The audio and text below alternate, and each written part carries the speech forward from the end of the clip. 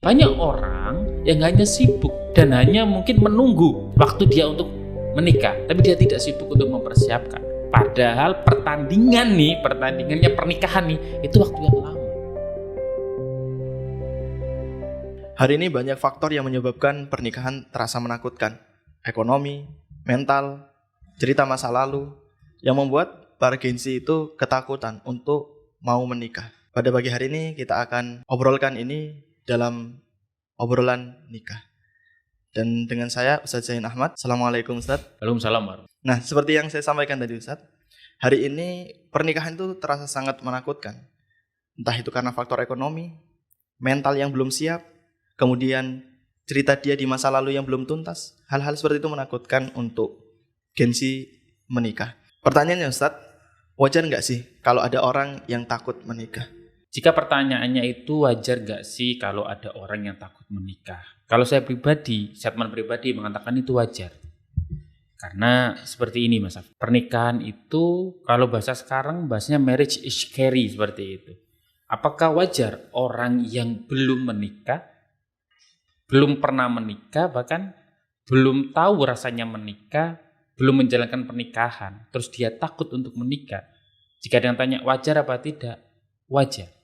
Contoh seperti ini, ketika Mas Afkar pengen ke suatu tempat dan tempat itu belum pernah Mas Afkar datangi, tempat itu mungkin sangat jauh, ya di map ada mapnya, mungkin ada keterangannya, di situ ada deskripsi dan lain sebagainya, tapi itu kan jauh mungkin ya, dan belum pernah Mas Afkar datangi.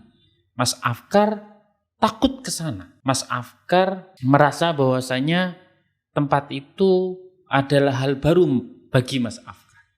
Dan mungkin juga ada di sekeliling orangnya Mas Afkar, tetangga mungkin atau lingkungan ya, yang ngobrol bahwasanya tempat itu tidak seperti di Instagram, tidak seperti review Google katakan, atau tidak seperti visualnya. Tempat itu tempat yang mungkin ya menakutkan katakan. Di sekeliling Mas Afkar ngomong seperti itu, ya wajar kalau Mas Afkar takut.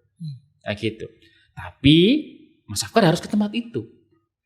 Pertanyaannya adalah bagi orang yang belum pernah ke tempat seperti itu dan harus ke tempat seperti itu, takut itu wajar apa tidak? Tentu wajar. Pertanyaannya adalah setelah takut ngapain? Setelah takut apakah dia sibuk menikmati atau merasakan ketakutannya, atau dia mulai memprepare diri untuk ke tempat itu? Contoh, tempat itu jauh, dia menggunakan motor katakan. Apa yang dia lakukan? Maka dia harus memprepare diri. Dia harus menyediakan kendaraannya, motornya ya tentunya ya. Dia servis motor itu.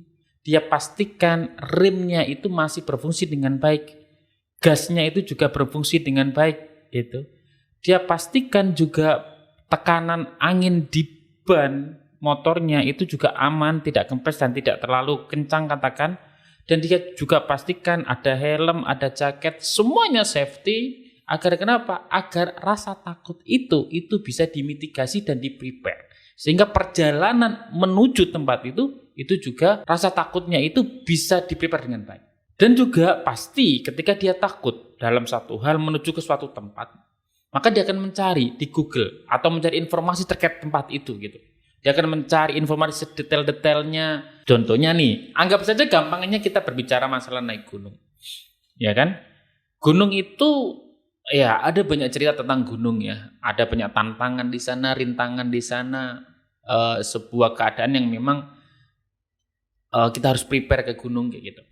Lalu ketika kita pengen naik gunung, yang harus kita lakukan adalah kita memprepare diri kita sendiri. Equipment, tools, gear katakan aman. Bukan hanya terkait masalah itu, fisik kita juga harus aman. Sepatu, jaket, tutup kepala katakan, tenda dan lain sebagainya aman. Tapi kalau fisik kita nggak aman, ya kaki kita mungkin agak cedera katakan, ya jangan dipaksakan untuk naik gunung dulu. Nunggu kaki itu sembuh sehingga ketika kita di gunung kita mendaki dengan totalitas, dengan sehat, pulang juga dengan selamat. Itu ketika kita naik gunung. Ketika sampai di gunung, karena kita sudah prepare ya bahwasanya di gunung ini ada berapa pos, Setelah di pos ke-1 nanti ke pos kedua itu landai, pos 3 baru ada tanjakan, lalu landai lagi dan lain sebagainya. Intinya seluruh kondisi gunung itu sudah kita pelajari. Gitu. Maka rasa takut itu juga sudah termitigasi, sudah kita prepare. Sehingga kita sampai puncak, setelah itu puncak kita lakukan apa yang kita harus dilakukan di puncak, ya mungkin foto, mungkin mengabadikan momen dan lain sebagainya. Setelah itu turun, setelah itu pulang. Begitu juga pernikahan, Mas Afkar. Rasa takut itu sangat wajar. Wajar. Tapi yang sangat tidak wajar adalah ketika orang takut untuk menikah tapi dia tidak melakukan apapun kecuali hanya sibuk dengan rasa takutnya sendiri. Sibuk nge-scroll beberapa konten perselingkuhan mungkin, atau perceraian, atau konten-konten yang lain, katakan yang itu kontennya adalah negatif, sehingga seluruh informasi yang masuk di dalam dirinya itu negatif. Sama seperti ketika kita mau ke satu tempat atau naik gunung atau ke satu tempat itu adalah tujuan, destinasi, ya prosesnya ya itu harus diperlukan persiapan. Sama ketika ke jenjang pernikahan, mau menikah, maka yang harus kita lakukan itu bukan hanya sibuk dengan rasa takut, tapi sibuk untuk mempersiapkan diri. Gitu. Contoh seperti ini, Mas. Sebutkan olahraga yang Mas Afkar suka. Futsal. Futsal, oke. Futsal itu berapa menit? Sekitar 60 menit. 60 menit futsal ya. Kita sebut atlet futsal. Atlet futsal itu berarti orang yang sudah profesional di futsal.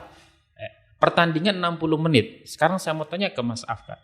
Orang atlet profesional futsal katakan tanding 60 menit ya, dia butuh latihan berapa waktu? 60 menit. Untuk 60 menit dia butuh latihan berapa waktu? Waktu yang lama. Waktu yang lama. Contoh yang olahraga yang paling waktu yang paling singkat itu olahraga apa coba? Lari. Sprint katakan. Ya, sprint itu berapa menit itu sprint?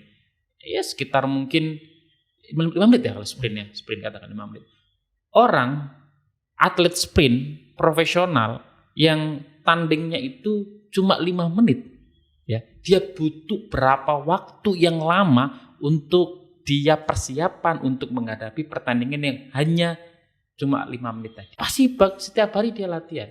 Dia mempersiapkan diri, baik itu secara fisik, secara mental, asupan nutrisinya, maupun strategi ketika dia sprint, ketika dia futsal, dan ketika olahraga-olahraga yang lain, renang mungkin dan lain sebagainya, yang mungkin secara waktu pertandingannya itu cuma sekian menit gitu. Bayangkan ketika pernikahan. Banyak orang yang hanya sibuk dan hanya mungkin menunggu waktu dia untuk menikah, tapi dia tidak sibuk untuk mempersiapkan. Padahal pertandingannya pernikahan nih, itu waktu yang lama. Harusnya waktu-waktu sekarang itu sibuk untuk mempersiapkan pernikahan itu, mengilmui apa sih tujuannya pernikahan itu, dengan siapa dia menikah. It's mean tentang kriteria ya, kriteria yang harus dia pahami dulu sebelum dia memutuskan memilih seseorang untuk menjadi pendamping hidupnya. Seperti itu. Lalu tugasnya dia seperti apa? Tugasnya suami seperti apa? Tugasnya istri seperti apa? Dia sibuk meluangkan waktunya, tenaganya, energinya, bahkan uangnya untuk apa? Untuk menyiapkan bekal pernikahannya. Sehingga ketakutan-ketakutan itu bukan hanya menjadi anxiety, bukan hanya menjadi sebuah ketakutan pribadi, tapi ketakutan itu menjadi bekal untuk dia lebih siap dalam mempersiapkan pernikahannya kelak.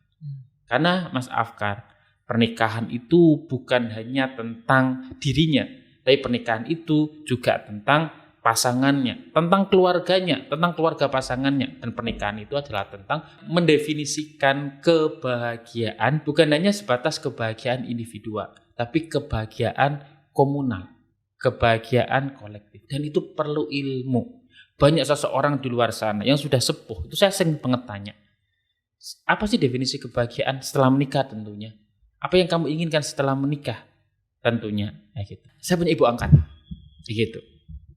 Ibu angkat saya tanya, namanya Buni. Buni, apa sih definisi kebahagiaan buat Buni? Beliau ini anaknya sudah besar-besar dan beliau itu sudah pensiunan dari guru, beliau seorang guru, gitu waktu itu. Dan saya tanya, apa sih definisi kebahagiaan menurut Buni? Beliau bilang, susah saya kalau misal saya ditanya definisi kebahagiaan. Ini kayak gini, Mas. Intinya adalah saya tuh bahagia jika melihat anak-anak saya bahagia. Saya tuh senang ketika anak saya senang. Saya itu sangat bersyukur ketika anak-anak saya tidak ada satupun yang kekurangan. Nah, itu definisi bahagia bagi orang yang sudah seumur saya seperti ini setelah menikah. Buni ini seorang janda, sudah tinggal wafat, suaminya sudah lama. Seperti itu. Maka definisi kebahagiaan seperti itu. Maka jika bagi para Gen Z ya, yang sekarang mungkin masih bingung terkait masalah pernikahan, takut untuk menikah karena melihat banyak sekali berita-berita buruk tentang pernikahan, maka waktunya sekarang untuk mempersiapkan diri. Bukan hanya tenggelam dan sibuk dalam ketakutan. Karena setiap orang berbeda-beda. Bisa jadi orang yang cerai, orang yang KDRT, orang yang dalam pernikahannya itu tidak bahagia karena memang dia belum mempersiapkan pernikahannya dengan tepat. Dia belum mempersiapkan kriteria-kriteria dalam dirinya untuk memilih seseorang yang tepat. Maka tidak apple to apple. Maka dari itu Mas Afkar, saran saya bagi teman-teman Gen Z, sibuklah dalam mempersiapkan, bukan hanya sibuk dalam ketakutan. Karena defaultnya manusia itu ya diciptakan berpasang-pasangan. Maka dari itu ya sibuklah untuk menjadi seseorang yang terbaik dan nanti juga akan bertemu pasangan yang terbaik. Baik, menarik yang disampaikan Ustaz Zain tadi terkait bahwa memang ketika kita ingin ke tempat yang baru pasti ada rasa takut di diri kita dan itu memang relate ya. Jadi setiap saya juga ingin ke tempat baru, ada rasa takut tersendiri ketika ingin ke tempat itu. Apalagi ada testimoni dari orang-orang yang sudah pernah ke sana menceritakan review-review negatif. Jadi takut untuk berjalan dan memang tepat. Kita harus mencari banyak informasi, kita harus mempersiapkan perbekalan menuju ke sana. Tapi Ustadz, setiap kita yang sudah berusaha untuk mempersiapkan sesuatu dengan baik menuju destinasi yang kita tuju tadi, pasti akan ada faktor X yang kemudian itu di luar ekspektasi kita. Kita sudah mempersiapkan sebaik mungkin, akan tetapi ternyata ada kejadian di luar dugaan kita yang itu negatif, yang itu buruk untuk kita. Kita sudah berusaha membekali diri kita dengan ilmu, berusaha mencari pasangan dengan kriteria yang terbaik, tapi pada akhirnya ternyata ada kekurangan-kekurangan dari pasangan. Kemudian juga ada kejadian di pernikahan yang itu di luar bayangan kita. Pertanyaannya, bagaimana kita menyikapi hal-hal yang seperti itu? Bagaimana perasaan kita harusnya? Manusia itu ketika menikah itu dia menikahi kelebihan dan kekurangannya. Tidak mungkin orang bisa menikah dengan hanya dia terima kelebihannya saja. Hal yang paling wajib dia lakukan itu adalah ketika setelah qabil tu nikah wa taswijah bil mahril mazkur, ya bagi seorang laki-laki ya, dia menjabat tangan walinya terus dia mengucapkan itu, terus dengar kata sah ya dari saksi bagi seorang laki-laki, maka akan diterima semua kekurangan, kebaikan dan apapun yang ada di istrinya. Sama ketika istrinya mendengar kalimat akad itu, maka dia harus tahu bahwasanya dia juga harus bisa menerima kelebihan, seluruh kelebihan dan kekurangan dari suaminya. Kenapa ini jadi penting? Tentu Mas Afkar, posisi menerima ini setelah melalui proses berikhtiar semaksimal mungkin untuk memfilter calon pasangannya. Itu menjadi penting ya. Jadi proses penerimaan ini itu setelah step selanjutnya, setelah memfilter calon indikator-indikator atau kriteria-kriteria pasangan yang terbaik. Oke ya. Maka dari itu ketika sudah selesai itu, maka proses setelahnya adalah menerima. Pasti orang akan menerima kekurangan. Pasti ada yang kurang. Karena kita manusia. Kita menikahi seorang manusia yang bisa jadi secara perkenalan, secara ta'aruf katakan, di awal kita tidak tahu kekurangannya. Bahkan ya, makanya kalau di dalilnya bahwasanya seorang suami istri itu adalah pakaian. Yaitu baik itu secara maknawi atau secara lugawi ya, itu benar-benar pakaian, saling menutup kekurangannya, menutup auratnya, menutup kesalahan-kesalahannya di mata orang lain katakan. Dan ini adalah penerimaan. Nah, dimaksud penerimaan apa? Karena memang kekurangan-kekurangan ini itu sudah menjadi dasarnya manusia. Tentunya Mas Afkar, ini bisa kita mitigasi jika kriteria di awal nih memilih, sebelum memilih itu sudah clear. Dia tukang selingkuh, menurut saya pribadi seperti ini ya. Bisa jadi di awal sudah ada tanda-tandanya. Tapi ketika kita memutuskan untuk lanjut dengan orang yang tukang selingkuh, pasti kita harus sudah siap. Siap apa? Siap dalam pernikahan ada perkara-perkara seperti itu. Jika di dalam pernikahan tidak siap, maka harusnya tidak dipilih. Banyak orang ya yang ketika menikah, ketika di pernikahan, ternyata ada kekurangan-kekurangan yang dia tidak siap. Kasar, temperamen, tukang selingkuh, bahkan dalam tanda kutip KDRT katakan.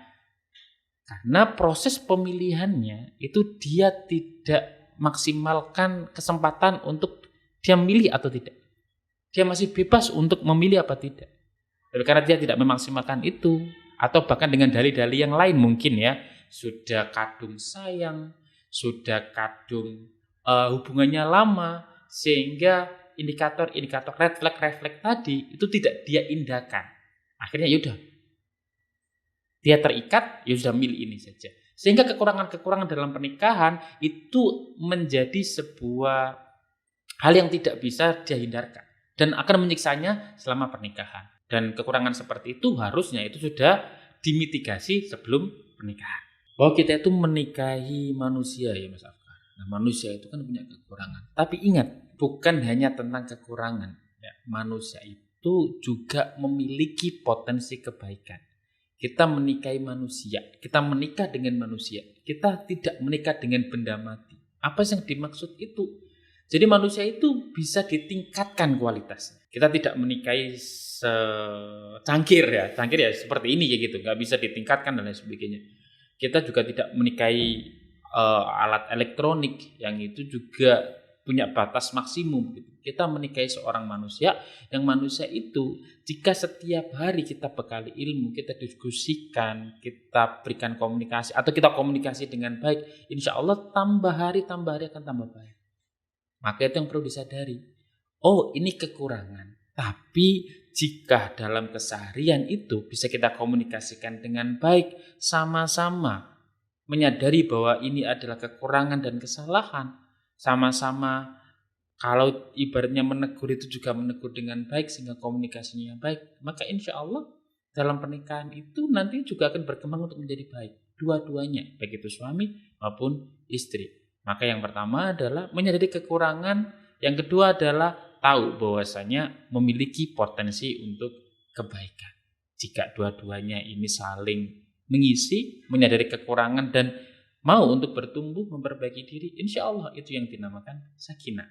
Itu adalah ketenangan. Maka harusnya nih ketakutan yang di awal pertanyaannya itu bukan hanya sebatas ya ketakutan lalu kabur tidak mau menikah, tapi ketakutannya berubah untuk menjadi sebuah semangat untuk mencari lebih banyak ilmu tentang pernikahan sehingga nanti sampai ke tujuannya pernikahan yaitu tenang, yaitu sakinah.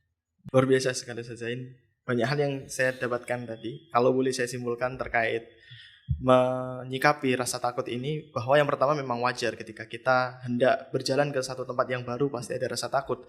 Tapi apa yang kemudian kita lakukan setelah rasa takut itu hadir? Apakah kita hanya larut dalam rasa ketakutan atau justru kita mencari jawaban dari rasa takut itu? Dan tentu setiap persiapan yang telah kita lakukan itu menjadi ranah kita. Tapi ada hal-hal yang itu di luar ranah kita, termasuk nantinya ketika kita bertemu dengan pasangan, pasti ada 1-2 hal kekurangan yang harus kita bisa terima. Tapi kita punya kesempatan untuk memitigasi itu, menfilter kekurangan apa yang ingin kita pilih seperti itu. Terima kasih Ustaz Zain atas apa yang telah disampaikan. Dan teman-teman, ini adalah segmen pertama obrolan nikah. Jumpa lagi di obrolan nikah berikutnya. Assalamualaikum warahmatullahi wabarakatuh.